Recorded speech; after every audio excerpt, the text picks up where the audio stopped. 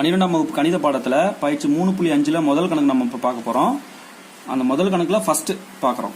Okay, sin square x minus 5 sin x plus 4 equal to 0 தீர்க்கான்னு கேக்குறாங்க. First question எழுதிக்கங்க. sin square x minus 5 sin x plus 4 equal to 0 இதான் வந்து கொடுக்கப்பட்ட சமன்பாடு. இதுல y equal to sin x நான் புட் பண்றேன். சும்மா ஒரு சப்ஸ்டிட்யூட் செய்றேன். அப்ப என்ன வரும்? y square minus 5y plus 4 equal to 0 இதான் அந்த குவாட்ராட்டிக் ஈக்குவேஷன் மாதிரி வந்திருக்கு பாருங்க. இந்த சமன்பாடு இப்படி மாறிடும். புட் பண்ண உடனே எங்க y equal to sin x எங்கன்னு சொன்னா இந்த மாதிரி உருவெடுத்து நிற்கும் இந்த ஈக்குவேஷன்.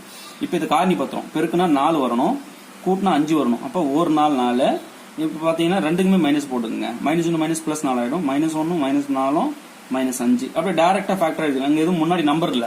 அப்போ y -1 ஒரு ஃபேக்டர், y -4 ஒரு ஃபேக்டர் ஈக்குவல் டு 0. இப்ப தனித்தனியா y -1 equal to 0 1, அடுத்தது y -4 equal to 0 1 இப்படி பிரிச்சுக்கலாம் அல்லதுன்னு போட்டு.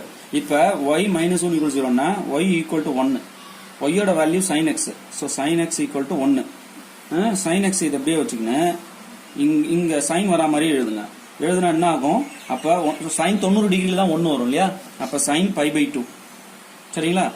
இந்த மாதிரி அப்ப sin θ equal to sin alpha மாதிரி இருக்கு. இதுக்கும் சமன்பாடு இருக்குங்க பாருங்க.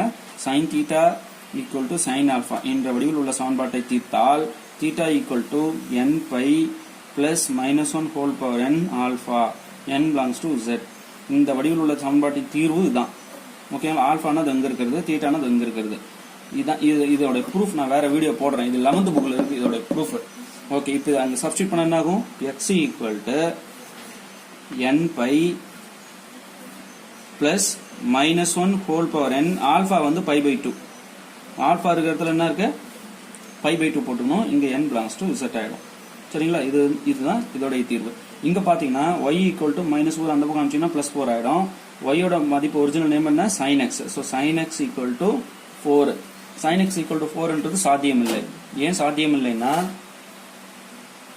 இது வந்து சாத்தியம் இல்லை. ஏன் சாத்தியம் இல்லைன்னா sin x மதிப்பு 4 வரா மாதிரி நம்மளால ஒரு x கூட சொல்ல முடியாது.